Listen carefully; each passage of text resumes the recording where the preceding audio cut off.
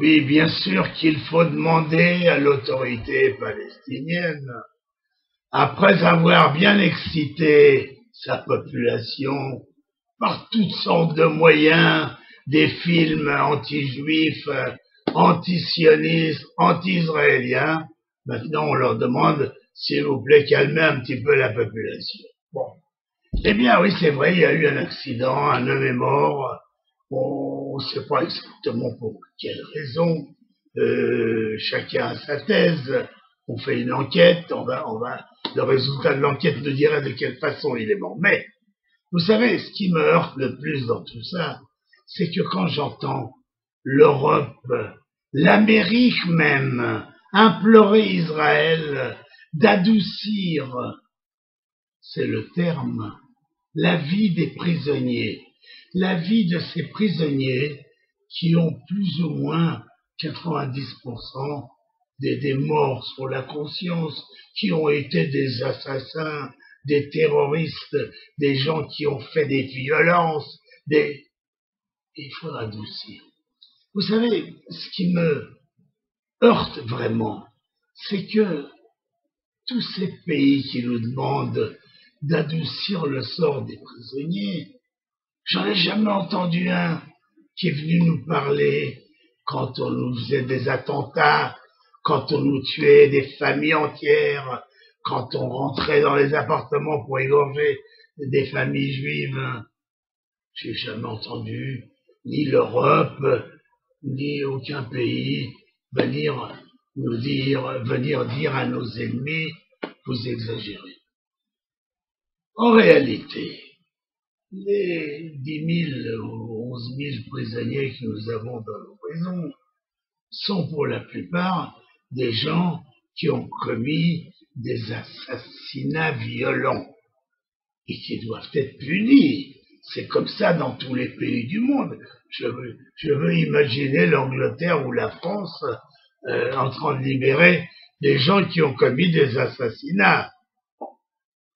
Mais ce qu'il y a de terrible dans tout ça, vous savez, c'est que finalement, il est en train de naître une troisième intifada, que de toute façon, elle serait sortie cette intifada, mais se mort dans une prison israélienne peut donner un meilleur prétexte pour organiser cette révolution nouvelle. On commence par les pierres et on continue avec des revolvers et des mitrailleuses. Alors, eh bien, vous savez,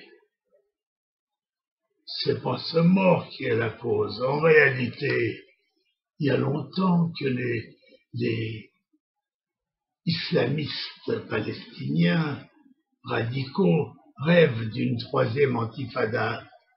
Quand on veut tuer son chien, on dit qu'il a la gale, ça permet de le tuer tranquillement et personne ne bougera. Maintenant on dit on a fait une intifada parce que les juifs auraient commis un acte contre ce prisonnier, ce qui est absolument faux. Nous avons, nous, un respect de la vie humaine qui est vraiment de premier ordre. Alors, vous savez, on a effectivement un peu durci les conditions des prisonniers, mais on est toujours bien au-dessus de ce que réclament les lois internationales par rapport aux prisonniers. Alors, comment on peut appeler ces prisonniers? C'est pas des prisonniers de guerre, non, c'est des assassins. Enfin, même un assassin, il paraît qu'il faut le respecter quand il est dans une prison. Alors, on applique donc, si vous voulez, la loi internationale dans la mesure du possible pour leur donner le minimum exigé, mais on leur donne plus de toute façon. Enfin, on leur permet de faire des études, on leur permet.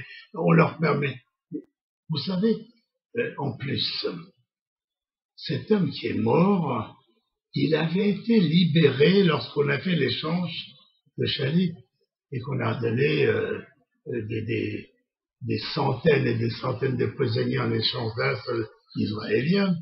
Eh bien, il a été repris, puis voilà, il paraît que il a recommencé le terrorisme.